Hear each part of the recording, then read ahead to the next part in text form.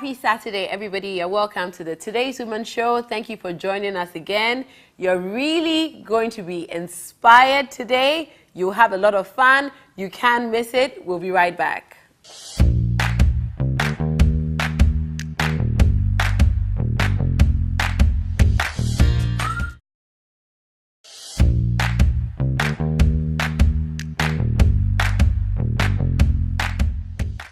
It's time for the monologues. This is when we hit the streets, we go out there, and we ask different women their opinions on different topics. Let's hear what the topic is today.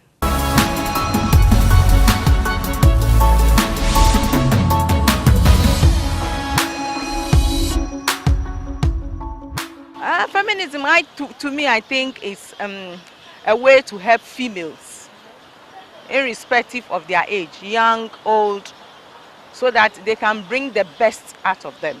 It's more or less like you having a right to everything, and like as men do have rights for everything, we also do have the rights for everything. It's not only men that can be in power and do everything, we also have the right to do everything. So it's not mostly about men and their thing, it's also ours too. So we also have the right to do everything in this world. Whatever they can do can also play the same role in every society. I feel women should be given equal opportunity because day in, day out, they are being influenced. Okay, they are influencing so many people, and then when that opportunity is given to them, I think it will influence people positively. Our culture is said that women are not given chances to explore whatever is within them. Society keeps them at the background. So even if you are a woman or you are a female and you want to excel, society sometimes even give you bad names, like you are a witch, you are this. They always want the male to excel. So if there's an association or a group that wants to promote women or the female to excel, I back such society or organization. The feminism that I believe in is said that everybody is supposed to have the same rights. Women shouldn't be looked down upon. Women shouldn't be, people shouldn't say women don't have to do this, women should not rise to this place, or women are not supposed to be in this place. That's what I believe in, but not as in a woman is not supposed to cook, a woman is not supposed to wash, and all that. It all doesn't add up to. I believe there are roles for men and there are roles for women, and if everybody is supposed to do his role well, the world would be a nice place to live in. I do believe in it because I think that women are marginalized when it comes to a few things, but some other people take it to the extreme, like the men don't count, or they're not important, or the things they believe in don't count. I believe that the men are as important as the women are. There are some things like in leadership and social issues, some places, even in the north, women are not allowed to own properties. In these cases, well, women should be given much more attention. But in some other places too, men should be given attention. Some people say men cannot be raped. It's not true. I think men can be raped. They should come out, speak about it. And that's why I think feminism is a good thing. I don't believe in it fully. I'm not an extremist. I think it's good, it's bad. It has its positives and negative sides. Yeah. I don't believe the feminism in quote that that I'm talking about. When women think that I don't need a man in my life, I can do it alone. Yes, you can do it alone, but a man is also very important in the life of a woman. That's what I think.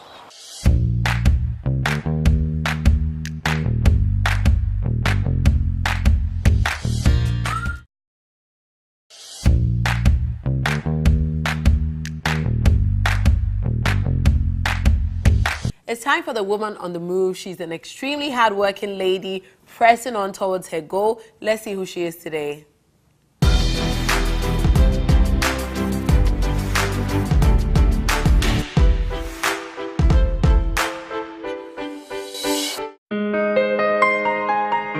Decades ago, mothers the world over used cotton material held in place with a safety pin to wrap the bottom of babies.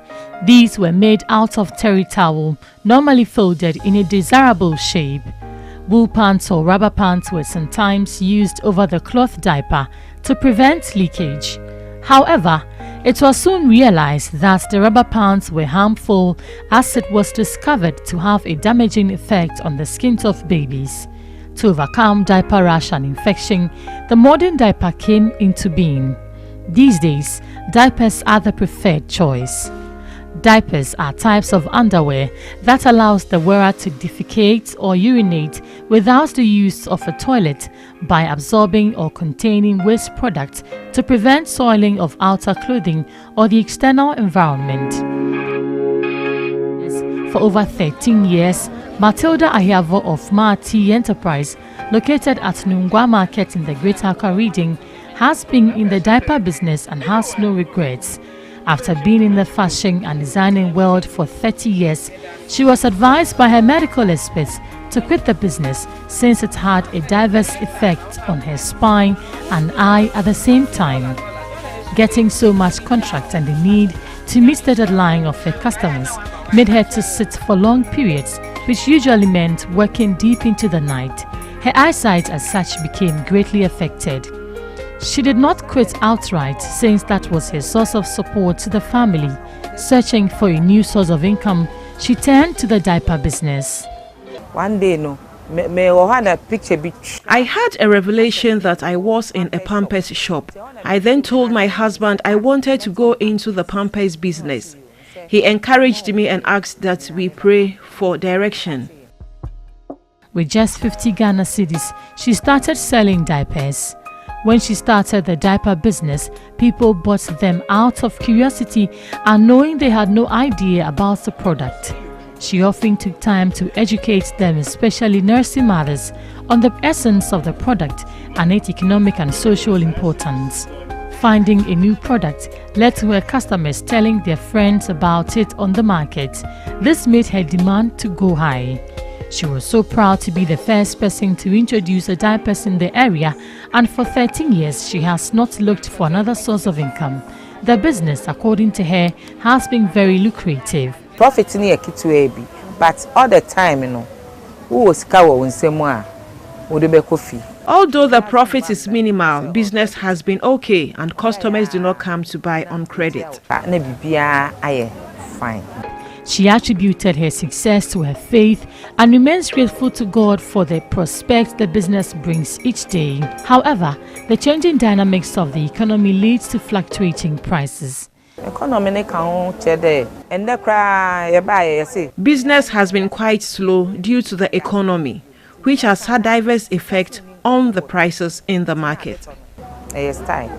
In addition, most people are into the business now. Diapers are normally worn by infants and toddlers who are not yet potty trained and by children who experience bedwetting. They are also used by adults in certain circumstances where access to a toilet is unavailable or for psychological reasons. These can include those of advanced age, patients bedbound in a hospital, individuals with certain types of physical or mental disability. It is easy to handle, cost-effective, quite convenient to use and could be disposed with ease. Mothers increasingly want freedom from washing diapers so that they could work and travel, causing an increasing demand for disposable diapers.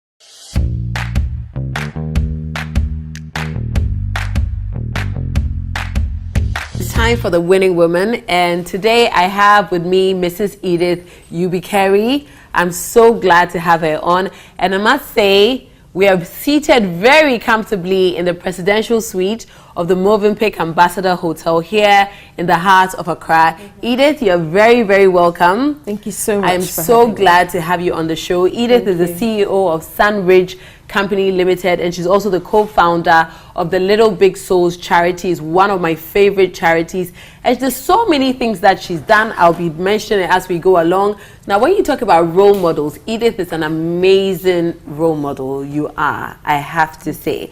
Now, growing up, did you have any women or maybe even men that you actually looked up to? Yes, I mean, I don't know, when I was growing up, my mom, and I know people say it as cliche, it's not the same with me. My mom was my role model. She was a career woman. She was the head of WAEC. She was traveling, but she managed to balance that with being an amazing mom, a great wife, and still be out there. And I knew I wanted to be like that.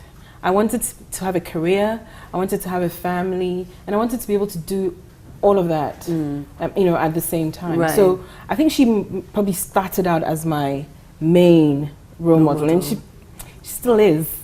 But, you know, when I started work, and my role models could be ordinary people, people that I come into contact with. Right. My lecturer at uni, who was the only female lecturer in that department. And then maybe when I started work, my first CEO was a woman. And I admired that. And I admired certain strengths or traits in each one of them. Maybe not the totality, yes, but of certain course. things in each. Yes. And it's been like that for the rest of So my you're life. talking a lot about women, you know, like your lecturer, you were talking about, you Yes. know, the fact that they were women, they were women, they were So do you look up to women a lot? I'm asking this because sometimes, you know, women find it difficult to actually say that they look up to another woman, to actually give another woman credit, you know, to mentor them and things like that. So do you have you ever growing up, you know, had any issues with seeing another woman as powerful? Not an issue. I'm inspired by women. Okay. I'm inspired by women, you know, doing ordinary things in extraordinary circumstances, or doing extraordinary things in ordinary circumstances. I'm also inspired by men.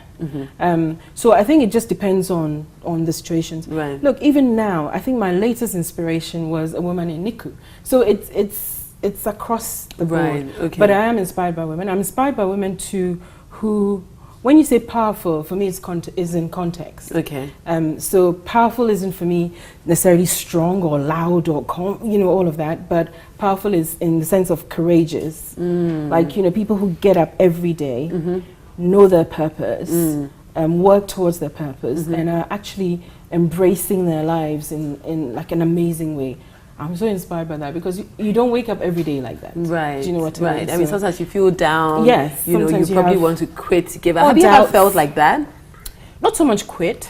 I mean, I do have down days. You have days where sometimes you doubt yourself, or you doubt your actions. And especially in my line of work as well, because, you know, people are looking up to you to make decisions.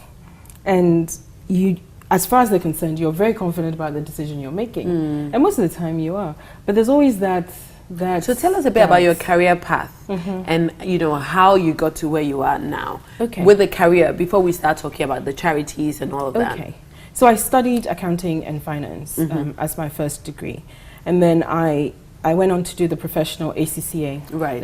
The Association of Chartered Certified Accountants. Yes. And I was in England throughout that.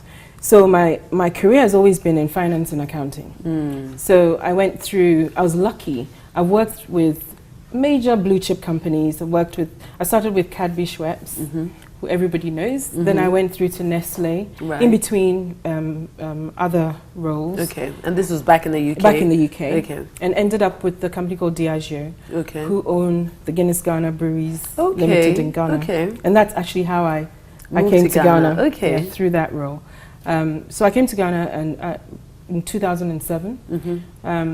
Ended up in Guinness for about 2.5 years as head of business development and strategy. Okay. And then I was going back because I have a very unique situation where I have a family in the UK and a living career out of the UK. So I was on my way back when an opportunity came to be CEO of a company called Sunridge. Okay. Which was a water company.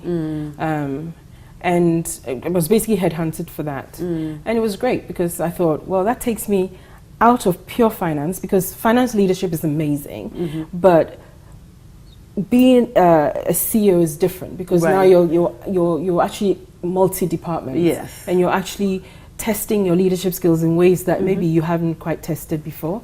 And I was also finding the challenge of starting a new brand, especially in Ghana. I thought it was going to be exciting. So how easy was it or difficult was it for you to make that decision? Because I know your husband and your kids are in the UK. Yes. Well, they're not kids anymore. They're grown up up now. So your husband and your children are in the UK, and you're married to a Nigerian as well. Now, how do you balance that all? I mean, you have your Nigerian family as well. Together, you're one now. You have children. So you live in the UK. You had to come here. How did you balance it all? And what made you make that decision? To come.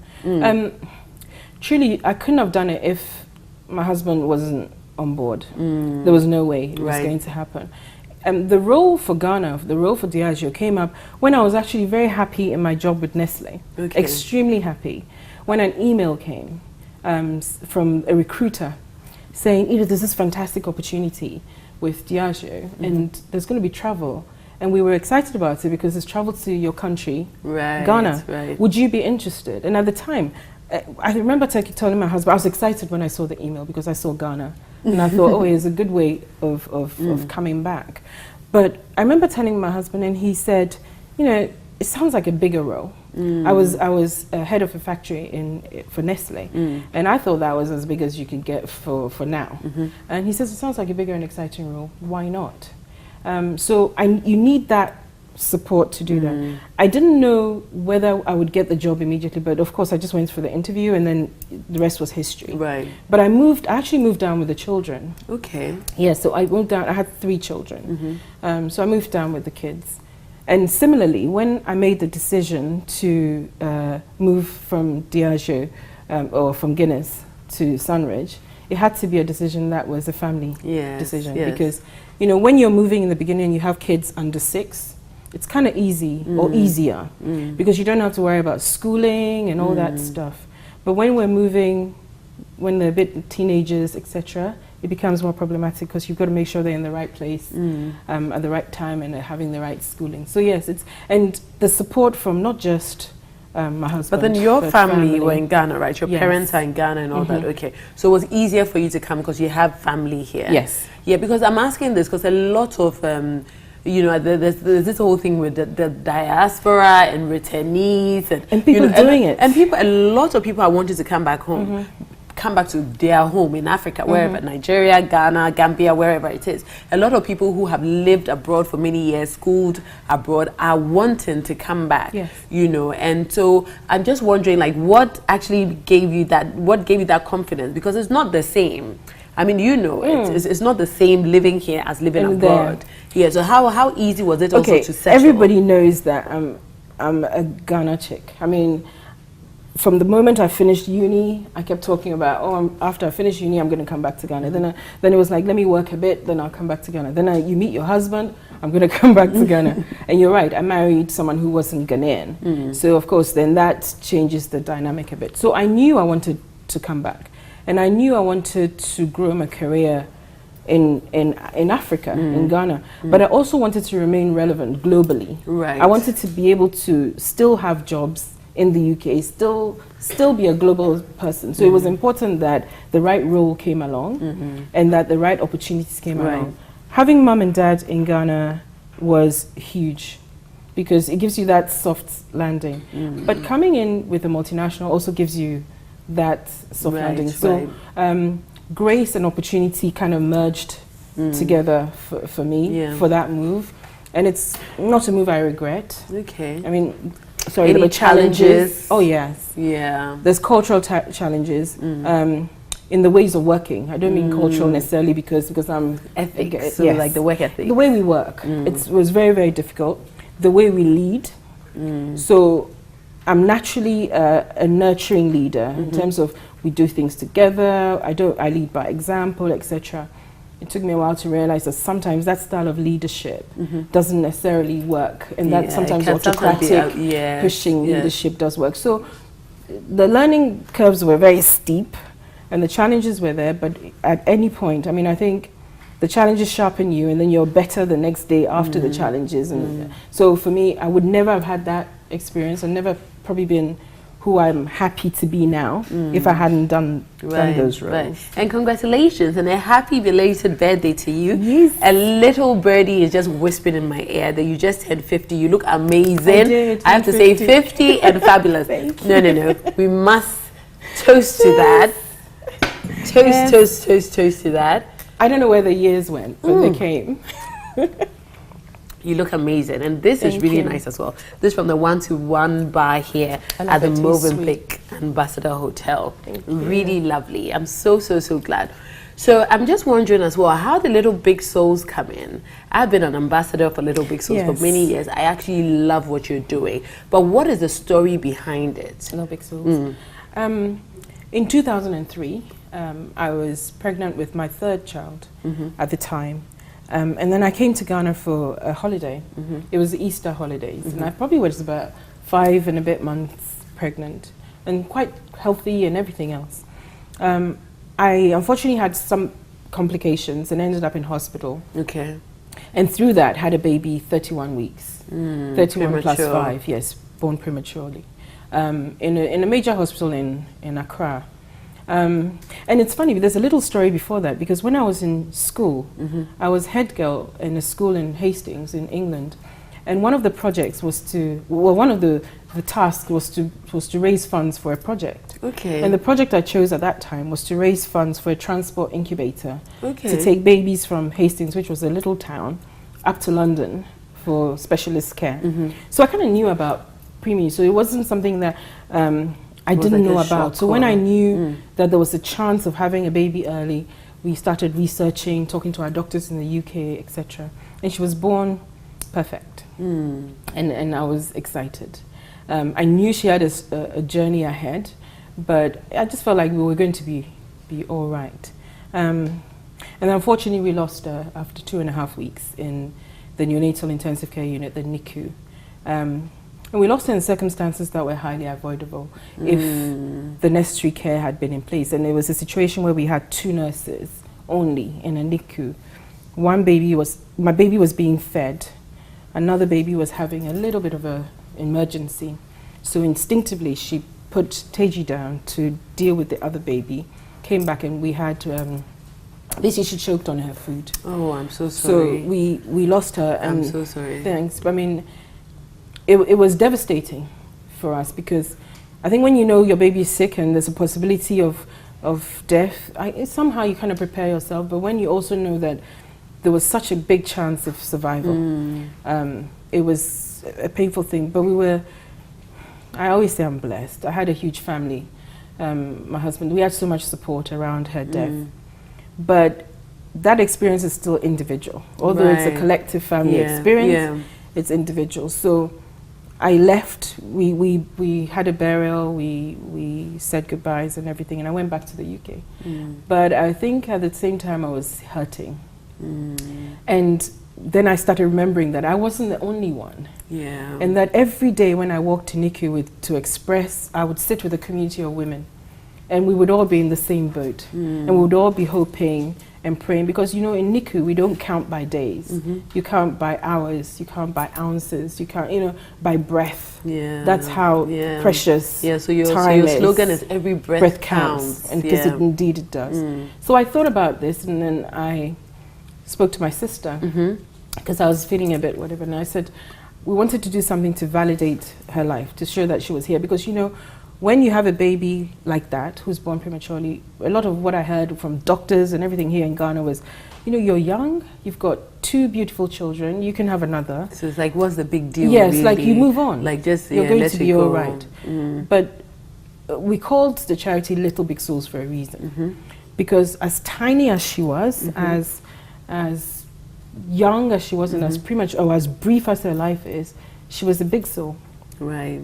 And that the body that encapsulates all of us is just the body, it's a shell. And it could be big or tiny or whatever, theirs are little, but their souls are exactly the size. And losing her, it was important that we validated that she was here, that she mattered to us, that she touched our lives, that she changed our lives, and that even for the 2.5 weeks, you know, she was. So my sister and I decided to call it Little Big Souls. The question she asked is, you know, so what do you want to do? And I said, oh, well, let's do something for the hospital, like let's pay for the nurse. And then she goes, and then what? And I said, well, then we continue doing it. Many more lives out there. And then she says, and then what? And my sister is one of those researchers. So she says, you know, this is a global problem. This isn't just it happened to you, but it's global. So if we're going to do anything, we must well, the same effort that we'll do, so we must well impact everybody else. And that's how we birthed Little Big Souls in 2003. And was this in Ghana? No, I was in the UK then. Okay. So initially the actions around Little Big Souls was supporting NICUs in Africa as a whole. Right. Starting from Ghana. So we would send donations around equipment, diapers, medical. I see some of the work that you do, and it's actually so amazing, because you're just showing that these children are equally as important, like you said, and they are to be loved in the same way. And the care that you even show the mothers as well, because I mean, I couldn't follow you to some, and I still can't. I don't even think I can, because for me it's too heartbreaking to see like the little tiny baby, like even smaller than my palm, you know, and to carry that baby and all that. But you're going out there and you're actually, that's why I said you're a huge role model, because I have admired you for a very, very, very, very long time. You are selfless in your giving, in your showing of love and everything. So you're making a change, you're actually making a difference. Now, how is this, you've had this charity for a couple of years. Has there been a positive change in Ghana? Because it's primarily in Ghana now because you're here. Yes. So with, you know, the care of the preemies, the incubators and all of that, are you gradually seeing a growth? Well, one of the things we track is data. And the data says, and global data, I mean, we know 15 million babies are born premature across the world. It's huge. And more than 1 million of that die. But sadly, more than 68% of that come from sub-Saharan Africa. That is crazy. So we know the statistics in Ghana as well, with more than 140,000 babies being born premature. So dealing with that statistic it's the facts are there. So the work we do chips at that. But it's bigger than that. I mean, for me, it's one baby at a time. So I'm hoping that the NICUs that we work with, we have beneficiary NICUs. Right. I'm hoping that the NICUs that we work with can speak to the impact of Little Big Souls. But I see a lot of impact in their care, in the numbers that they're losing per month compared to what they used to lose. Yes. Oh, great. But not as far, not as quickly as we want it to go at all. But at least there's a change. At all. It's a change. But also, there's more of a collective effort. One of our mission statements talks about a collective consciousness, that if everybody comes together with that collective consciousness, we can make a difference. What's happening now is I mean, for instance, we have charities who are donating incubators. We have people who have had babies born premature and want to help and are supporting. And for me, Little Big Souls it's not about what only Little Big Souls can do. It's what Little Big Souls and the collective can do. So I think on that basis, I do think there's a change. Are we happy with that change? No. Because the pace of that change is slow. But it's not just for Ghana, it's for the whole world. That despite best practice, we're still losing babies born unnecessarily. So working with even maternal charities to say, make sure that you have a great pregnancy, make sure that you look after yourself in terms of the avoidance issues. But also we support the mothers because they are the cradles. There's no point coming into NICU and saying, oh, we're giving an incubator and let it work. It doesn't stop there. There's still going to be a point where the baby comes out of that incubator and into the arms of the mom. It's good that you're talking about this now, because I'm just wondering also about the mindset of some of the mothers. You know, preemies, sometimes they're even seen to be a curse. They're seen to be like, you know, sometimes some mothers are even ashamed. You know, so are you also enlightening the women out there, especially women who are in like maybe as exposed or as educated, you know, so do you do things like that as well to go and to teach them that, you know, a premature baby is a normal baby. It's as normal as anybody else. Which they are, because basically a preemie is just a baby born a little ahead of its time. So all you're trying to do is replicate the womb outside of the womb for them. Cultural misconceptions about prematurity are horrible, not just in Ghana, across Africa. So sometimes people think it's a curse, sometimes people think it's bad luck, and we see abandoned preemies because of that. Now, we need to be able to, so the work we do around awareness is key, and I'm sure you know we do a lot of work around awareness. It's just bringing it up to you to say that prematurity is not a disease. It's a situation that can affect any one of us, regardless of our circumstances, and that preemie babies are just babies who just need a little bit more time to grow. And that we talk about, we have a preemie ambassador program where we showcase our preemies who are growing and thriving. But the support around making sure that communities understand that preemies are not anything to be malign people about or to segregate families on, it's important. And that's part of the awareness struggle. So mothers still come to us and talk about, oh, I can't, especially those who live in community houses and things. And to be honest, Renee, the ignorance isn't just for people who are a certain demographic. It cuts across the board. Somebody will ask you, like, really, is there any chance at all they're going to survive? And if they do survive, what kind of human beings are they going to be? Oh my goodness. And these are learned, educated people. And you know, with prematurity, until it happens to you, sometimes you don't actually, or to somebody close you know. to you. Yeah. So we're saying, don't wait to be the mother, the father, the aunt, the uncle, the grandmother, the church member of someone born premature before you choose to care. But you need to connect to care. And make sure that we bring up well done. This is a fantastic, great initiative. I know there's so many other things that you do, like Path of Hope as well, inspiring so many women out there and all that, which is also really amazing. But I must congratulate you as well, because you are 2018 Blisco Ambassador. Yes. Okay. Now, how did you feel when you got that? Shocked. Okay. It was one of those phone calls you get. And I think the person who was at the other end of the phone, the telephone, can attest to it, because I was like, what? But why did you think? Why did you think that? Did you think you didn't deserve it? For Two example, things. In the past, I'd seen the Blisco ambassador, the way they choose the ambassadors, and I'd seen them nominate women, and then there's a whole they voting. Yes. So that's what I knew.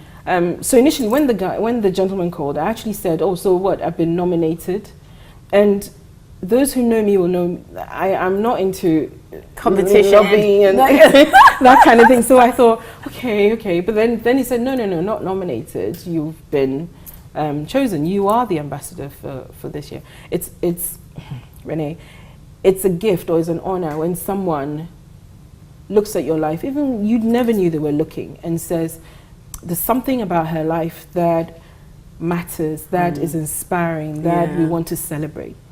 And it's humbling, and then you feel, wow, maybe it validates all the work that you've done. Then it spurs you on as well to think, okay, there's always someone watching. I always say that to the children, that, you know, for me, I always say there's someone watching, because I always have two girls. I mean, I have two girls, and I'm always thinking they're watching me. So everything I do is about making sure they're watching me. But that's what you said, leadership by example. Yes. Thank you so much, Edith. I mean, this interview with you, this conversation could have gone on for 2 hours, because there's so much new that you could share with me and with the beautiful women out there. Thank you so much for coming. One thing that I actually picked from our conversation today was what you said about, you know, just doing your own thing in a little corner somewhere, not knowing that people are, well, being aware that people are watching, but not knowing how much you inspire them. I have to give you a toast. I need a reason to continue.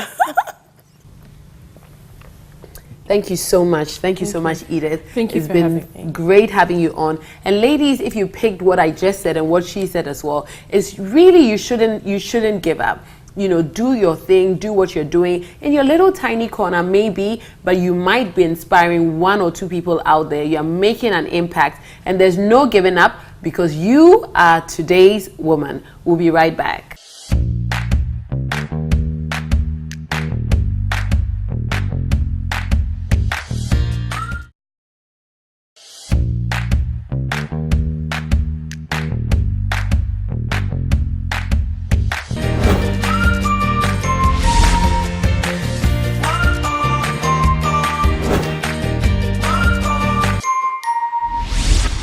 It's time for the Trendy Woman. This is a segment where we talk about fashion, beauty, lifestyle. And today we have with us Ruby. She's a skin specialist from Ruby's Skin Spa. You're very, very welcome. And you're going to tell me all about hammam. All I'm hearing nowadays is hammam. And we are talking about what the current trend is. What is hammam?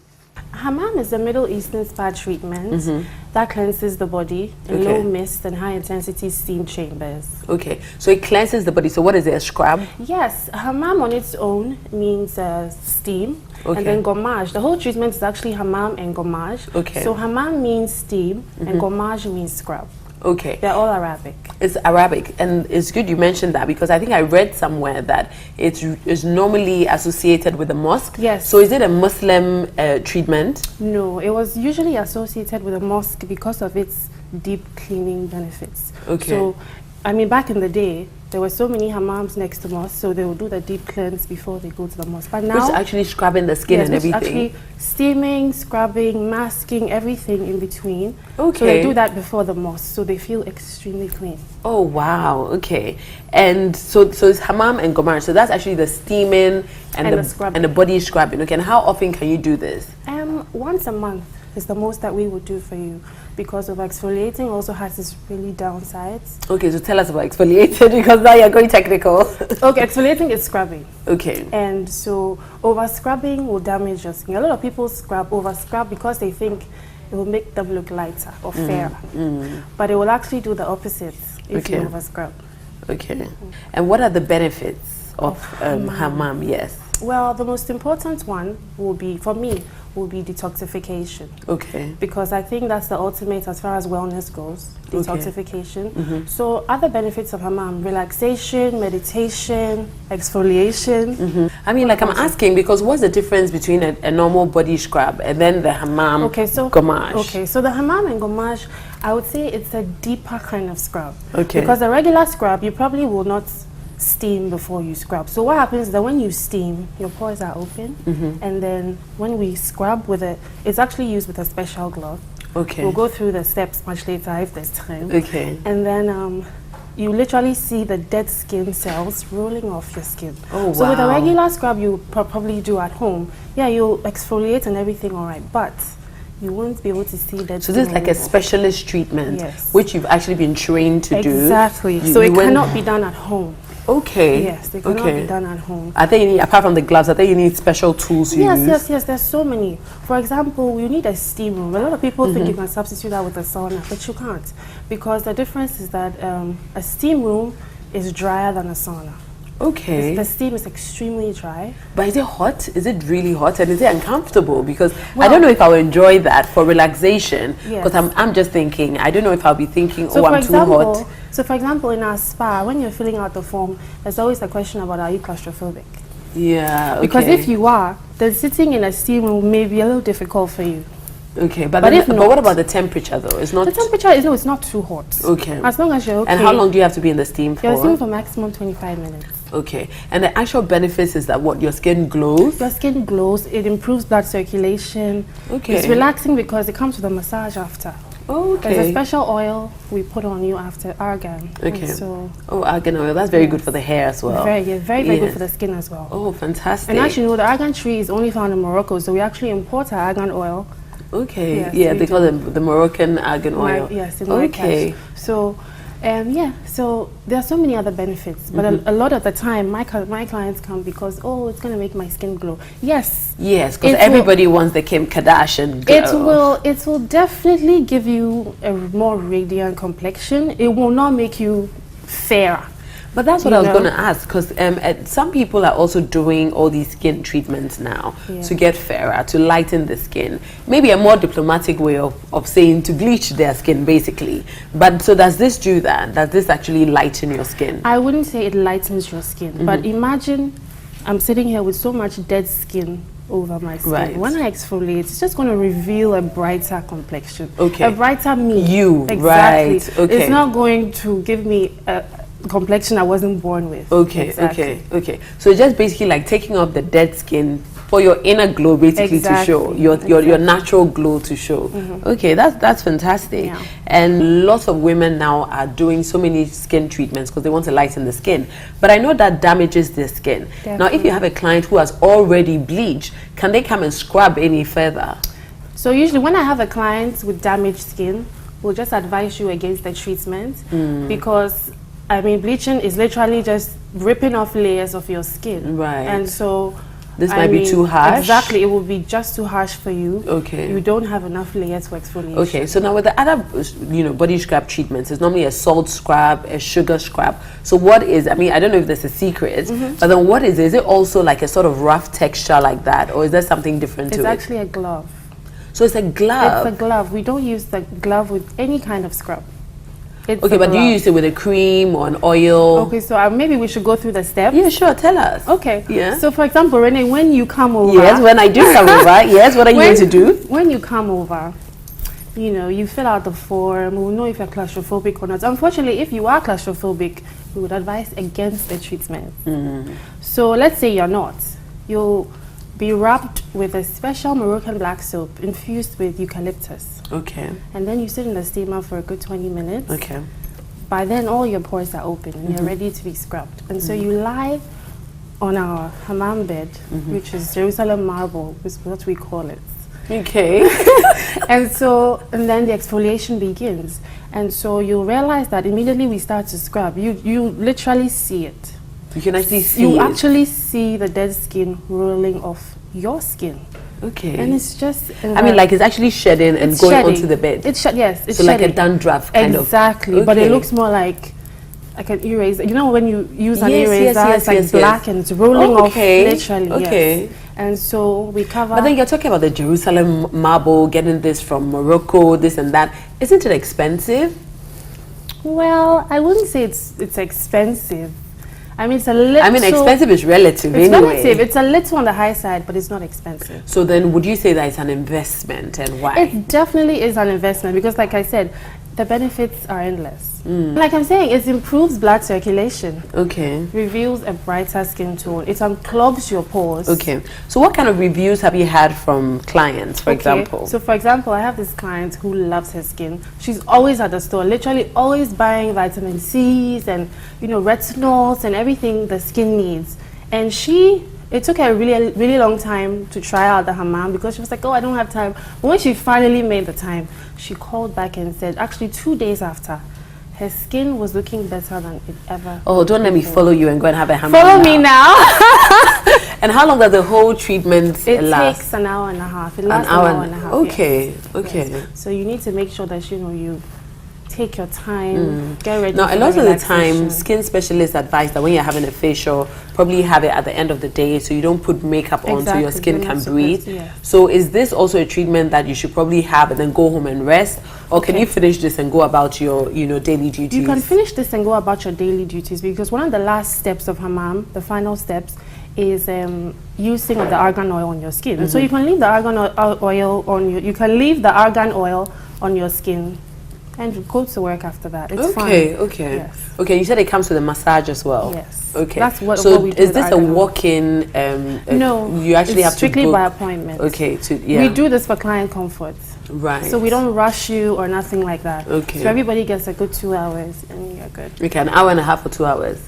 The procedure takes an hour and a half, but we give everybody a good 2 hours because some people will fall asleep after the massage, and so we give you an extra 30 minutes. Okay, that's lovely. That's fantastic. And at the Ruby Skin Spa, we keep the menu very simple. So it's not a mainstream spa. Okay. It was founded out of my love for exfoliation personally. Okay. And my love for travel. Okay. So it's like we keep the menu very simple. Hammams, facials, massages. And that's it. Okay. That's it. So you're just specializing in those three. Okay. So ladies, you've heard it all. I am thinking of going to have a hammam, to just get my glow out there. And that's what we're all wanting, to look extra beautiful, to keep turning heads and all that in a positive way. But I like what you said as well. We have to also take care of our skin, not to damage our skin, because lightening your skin is just like taking layers of skin off, which isn't healthy as well. Thank you so much for joining us, Ruby, today, for educating us on taking care of our skin well, exfoliating properly and everything. And I'm quite tempted. I'll probably be seeing you very soon. Thank you. Have a lovely Saturday. We'll be right back.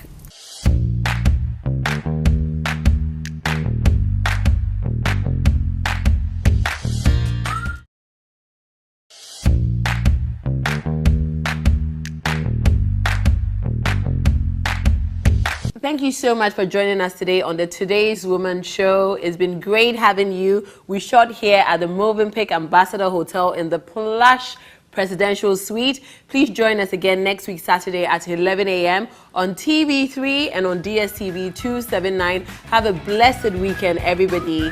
Thank you.